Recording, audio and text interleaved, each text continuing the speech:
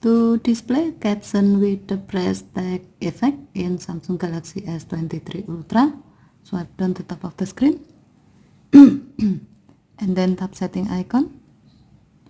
Scroll down the screen to find accessibility. Tap accessibility and then tap hearing enhancement. Tap caption preference and then tap caption size and style. While the caption style is set to custom, scroll down the screen, tap add style, and then select the press.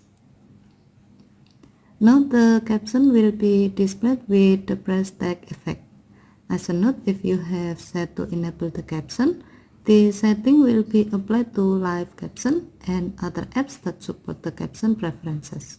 Okay, thank you for watching. Have a nice day.